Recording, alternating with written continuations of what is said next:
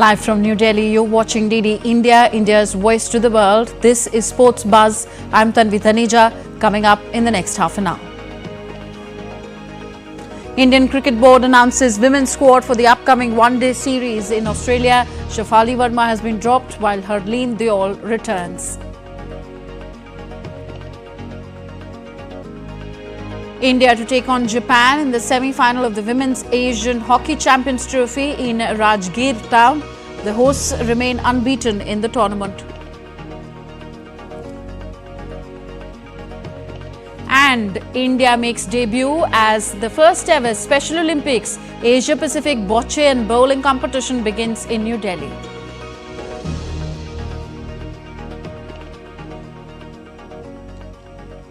So first, let's start Sports Buzz with updates from women's cricket. Opener Shefali Verma has been dropped. Harleen Deol has been recalled to the national team after almost a year as the Women's Selection Committee announced a 16-member squad which will be led by Harmanpreet Kaur for the upcoming three-match one-day international series in Australia. Deol last featured in the three-match home series against the same opponent in December 2023. She wasn't included in the squads for the home series against South Africa and New Zealand. The first two one-day matches will be held in Brisbane on December 5th and 8th before the final match on December 11th in Perth. The series is part of the ICC Women's Championship.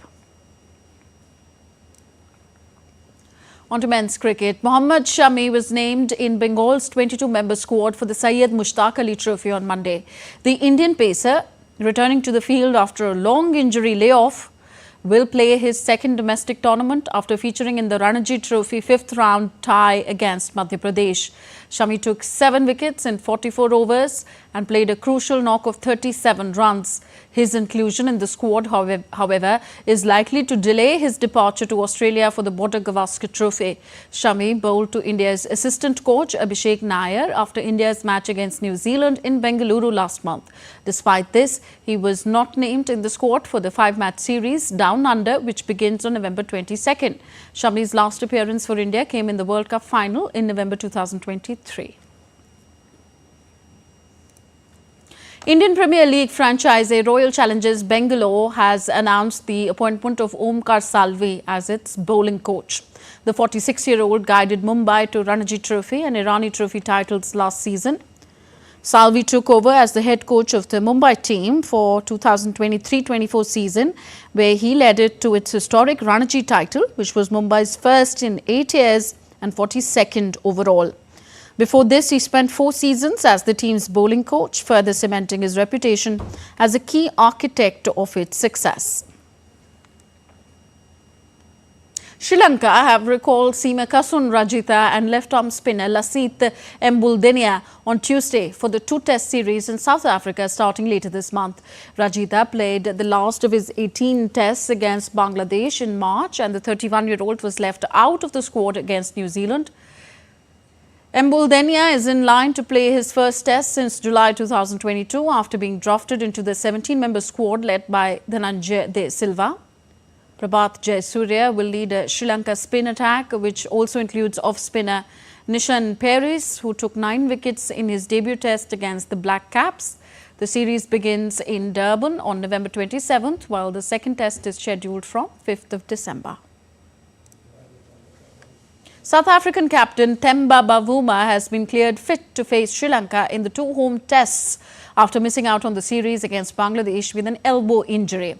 Batter Bavuma has been a key part of South Africa's middle order in recent years, and his return is a boost for the side as they seek to earn a place in the World Test Championship final at Lord's next year. All-rounder Marco Jansen and fast bowler Gerald Coetzee are also back in the squad. Australia and India are the top 2 in the World Test Championship, and South Africa will have to win both matches against Sri Lanka and 2 tests against Pakistan to reach the final. Marcus Stoinis blasted 61 not out of 27 balls as Australia steamrolled Pakistan by 7 wickets in the 30-20 international to complete a 3-0 series sweep. Stoinis smacked 5 sixes and as many 4s in his blistering knock as Australia chased down the 118-run victory target with 8.4 overs to spare. Electing to bat, Pakistan were cruising at 61 for 1 in the 7th over before wheels came off their innings and they were bundled out for 117 in 18.1 overs. Adam Zampa dismissed Hasibullah Khan in the 7th over to trigger a collapse, and Pakistan could add 56 runs before losing their remaining 9 wickets.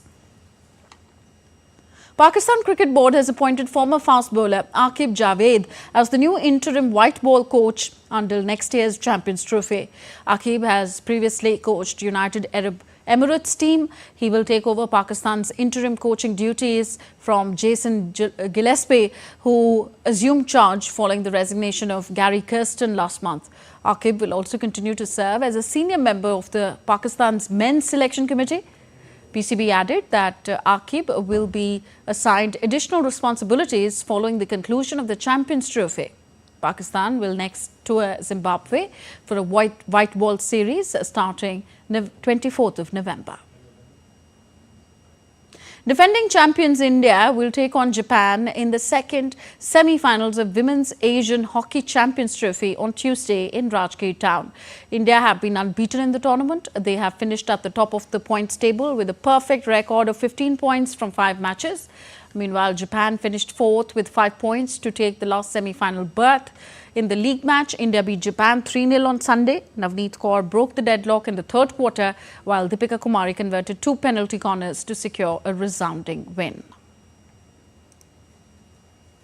In the first semi-final, the Paris Olympics silver medalist China beat Malaysia 3-1 in the Women's Asian Champions Trophy match at Rajgir Hockey Stadium in Bihar on Tuesday.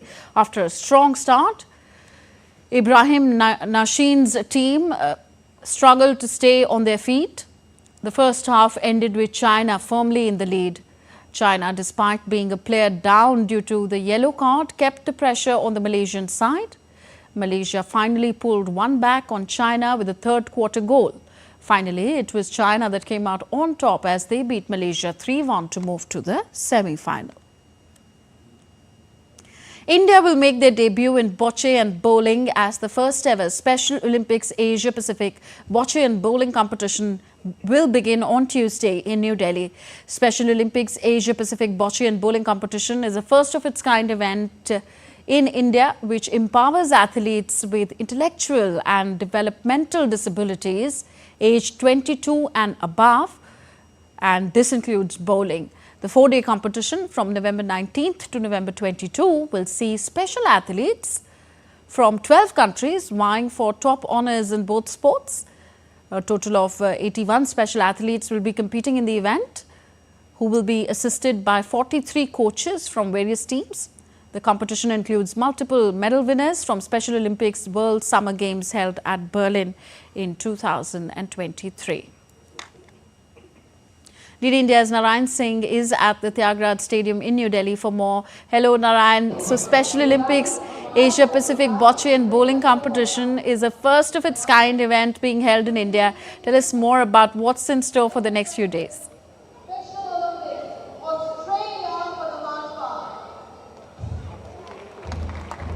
Tanvi, as you mentioned, that it's one of its kind event, and the opening ceremony has been started. The Vice President of India and the Sports Minister has arrived, and right now the march past of the 12 countries who are here to take part in has been started. The children, the special children of the 12 countries who are here to participate are doing the march past, and it's one of the best event, and we can say that to boost the morale of the athletes with intellectual disabilities. It is one of its kind event, and we know that this event is for the age category of the 22 plus, and we can say that this age category especially is the one of the overlooked age category where athletes don't get too much chances. But the Special Olympic Bharat with the international body just collaborated to give a chance to these athletes, and we can say that what an environment here is at the Tyagaraja Stadium. More than we can say that many special athletes are here to cheer the participant of this event, and we are hoping that this will not only act as a morale booster but will give a platform to the special athletes to vie for the greatness. And definitely the kind of work the Special Olympic Bharat is doing is, we can say, stupendous for these special athletes. Yeah, indeed, we see the contingents of different countries marching behind you. So what impact will such an event have on the exposure given to special athletes of India, and what message does such events give to the society?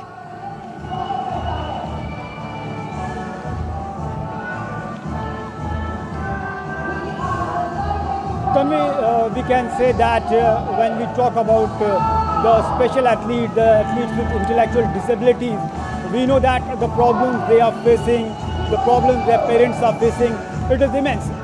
But in the past few years, the kind of work has been done for these athletes especially is great. And we know that this atmosphere here at the Tyagaraja Stadium is boosting the morale of these athletes. And today there was a Asia Pacific Health Summit also. There is in capital to address the health issues of these special athletes, because we know that health is an integral part of these athletes, because they can't take care of their health too much. But Special Olympic Bharat, with this platform of the Bocce and Bowling competition which is happening first time in India, it's giving a platform to the special athletes, the athletes with intellectual disabilities, to address these issues. And right now we can see that the parade of the athletes, they are coming here, and you can see that the athletes are so happy. They are representing their country. The athletes from the 12 countries are participating here. And so that it is the best thing that there is a smile on the face of these athletes from all over the world, especially from the Asia Pacific region. And they will vie for the glory for the 4 days in the Bocce and the Bowling competition in New Delhi. And we know that this initiative, especially by the Special Olympic Bharat, to bring this tournament in India, it's a big achievement, and the dream of the PM Modi to make India sports hub of the world. We know that in the recent past, India hosted many multiple events, mega events in India, like the Chess Olympiad, the Women's World Boxing Championship, Cricket World Cup, T20 World Cup. So the world is looking to India for hosting the mega event. So here, once again, India is hosting first time the Bocce and Bowling event in Delhi, and it is at the Tyagaraja Stadium. Okay, thank you very much. Narayan Singh there in New Delhi covering the Bocce and Bowling competition as part of the Special Olympics Bharat. Thank you very much, Narayan.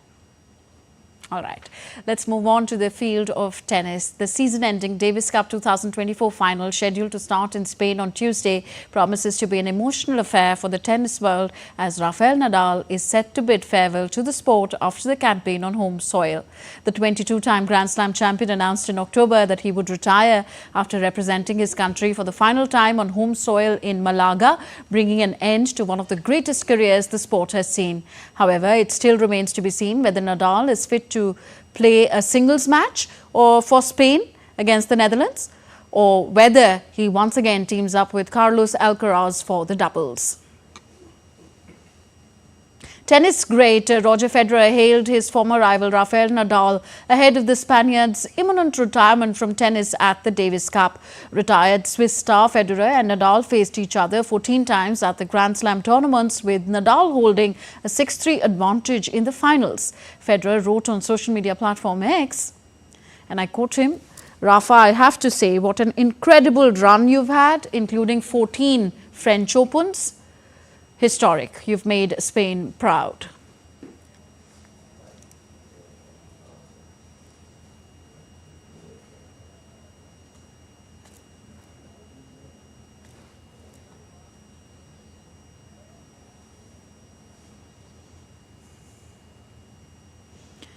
So Roger Federer giving this tribute to his fellow colleague. He's written there, "You've made me reimagine my game, even going so far as to change the size of my racket head, hoping for any edge." Of course, we know they have been key rivals in their tennis careers. So a star will be set after an illustrious career there, Rafael Nadal. All right, let's move on. Italian Olympic gold medalists Sara Errani and Jasmine Paolini beat Katarzyna Kawa and Iga Swiatek to secure a hard-fought, thrilling 2-1 victory over Poland on Monday and send Italy into a second consecutive Billie King Cup final. It was a rare doubles performance for the five-time Grand Slam singles champion Swiatek, who played her first Billie Jean King Cup doubles match since 2019 on Saturday. Swiatek and Kawa beat Czech Republic in the quarterfinals to advance to the Final Four for the first time. The Italians saved 3 set points in the first set and rallied from a 5-1 deficit in set 2 to finally close a 7-5 win and advance to the final for the 7th time and second year in a row in Wednesday's final. Italy will face either Britain or Slovakia, which play the other semis this evening.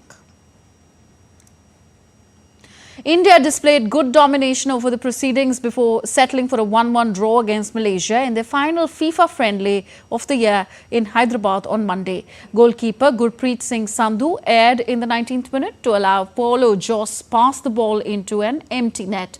Defender Rahul Beke beat his man and thumped a header into the back of the net 20 minutes late. As far as the head-to-head record is concerned, India and Malaysia have both won 12 matches each, with 9 matches ending in draws. Spain, Denmark, among others, have all qualified for the Nations League quarterfinals after their latest footballing actions. Here's more in our next report.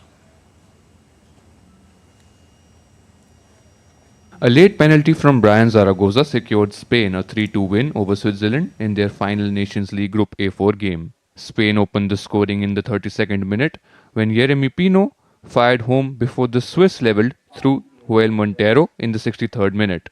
The hosts were back in front 5 minutes thanks to Brian Gill. Andy Zakiri netted a third goal in time that earned the Spanish side the win.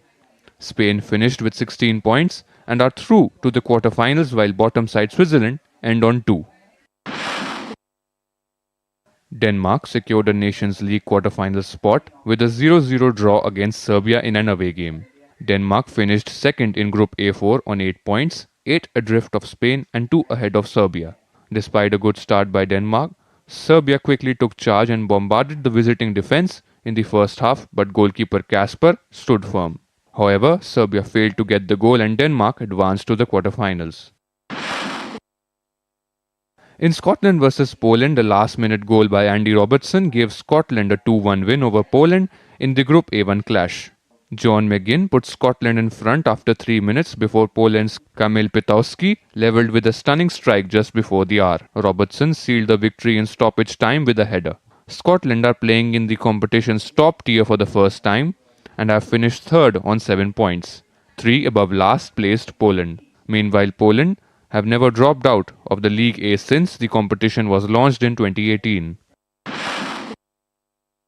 Portugal were held to a 1-1 draw in Cristiano Ronaldo's absence as they qualified for the quarterfinals as well. The 39-year-old Ronaldo was part of Portugal's team on Friday as the team won 5-1 against Poland, in which the star forward scored a sensational goal.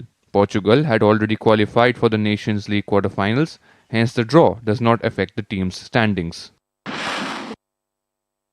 Bulgaria and Belarus also ended in a 1-1 draw. Vasil Panyatov scored for Bulgaria in the 12th minute and Belarus's goal was scored by Yuri Kovalov at the 70th minute. With this, the stage is set for an exciting knockout phase. The knockout stage and the playoff draws will start from November 22 in Nyon, Switzerland. Sports Desk, DD India. And more updates from football. Argentina will host Peru in the next FIFA World Cup qualifier at the Alberto Armando Stadium in Buenos Aires on Tuesday. Inter Miami star Lionel Messi and his national teammates trained ahead of the match off the back of a shock 2-1 loss away to Paraguay last week. World Cup holders Argentina currently top CONMEBOL qualifying with 22 points from 11 games, while Peru sit 9th on 7 points. The top 6 teams will qualify automatically for the 2026 World Cup hosted by United States, Mexico and Canada. Argentina coach Lionel Scaloni said that Messi, who had been injured and sidelined for 2 months, was looking fit and normal considering this year's activities. Well, Leo's year is the year of a player who has played a lot of matches, who has been available in a lot of matches, who has had a Copa America in the middle. Today, it is very difficult for those players or that type of player to be at 100% and not to have had any problem. So, I see it as a normal year in terms of matches. It is true that he has suffered that injury and that, well, it slightly modifies his plans, but in general, with us, he has always been fine. Tocó un poco sus planes, pero en general con nosotros siempre ha estado. Brazil will be looking to bounce back from yet another setback when they play host to Uruguay in the World Cup qualifier on Tuesday. The five-time World Cup winners have struggled to impress in the South American qualifiers for the 2026 World Cup and were held to a 1-1 draw in Venezuela last Thursday. Having amassed a record of 5 wins, 4 losses and 2 draws, Brazil are fourth in the standings on 17 points, 5 behind leaders Argentina. Uruguay, meanwhile, are at second on 19 points. The top 6 teams will automatically qualify for the World Cup in North America. Saudi Arabia has unveiled its design plans for the King Salman Stadium, a 92,000 capacity facility in Riyadh, set to be the showpiece for the 2034 FIFA World Cup. The Saudi Sports Ministry unveiled a promotional video made with computer-generated imagery to offer a first look at the stadium, which is scheduled to be completed in the fourth quarter of 2029. Although still not officially confirmed by FIFA, Saudi Arabia almost certain to win the rights to host the 2034 World Cup, having been the only country to formally submit a bid before the deadline in late 2023. The 2034 World Cup is our invitation to the world to witness Saudi Arabia's development, experience its welcoming society, culture and heritage, and become part of its history. Fans can look forward enjoying a maximum of only, I would say, 3 hours flying time between cities and stadiums, while exploring our mountains, our islands, and of course our culture. Everything will be connected with state-of-the-art facilities to guarantee an amazing fan experience. And now let's talk about the game of Kho Kho. India is set to host the first ever Kho Kho World Cup at the iconic IGI Stadium in New Delhi from January 13th to January 19th, 2025, marking a landmark moment in the world of traditional sports. In a major boost to the tournament, the Indian Olympic Association has officially confirmed its partnership with World Kho Kho Federation of India, pledging unwavering support for the event. The Kho Kho World Cup will feature both men's and women's teams with a stunning 24 countries from 6 continents set to compete. The multi-nation high-energy tournament is poised to elevate Kho Kho to new heights, generating excitement and sparking worldwide interest in the sport. With IOA's backing, the World Cup is set to become a defining moment in the sport's history, inspiring athletes and fans alike to embrace Kho Kho. West Bengal swimmers ruled the pool with full dominance in the 4th National Finswimming Championship 2024 to win a total of 151 medals, including 67 gold. Runners-up Karnataka were far behind with a total of 50 medals. Hosts Delhi won 11 medals and got the 7th place in the medal tally. The 3-day championship, organized by the Underwater Sports Federation of India, came to an end at the Shama Prasad Mukherjee Swimming Pool Complex in Delhi. The championship was represented by 1,500 participants from 26 states and union territories of the country. Fin swimmers from 19 states have won 1 or more medals. So that's all for this edition of DD India Sports Buzz. Do let us know your thoughts on the news of the day. Connect with us on our different social media handles at DD India Live. And you can also download our DD India mobile app for quick news and updates on the go. We'll be back with more news as it breaks here on DD India. I'm Tanvi Taneja from all of us here in New Delhi. Thank you for watching. Namaskar.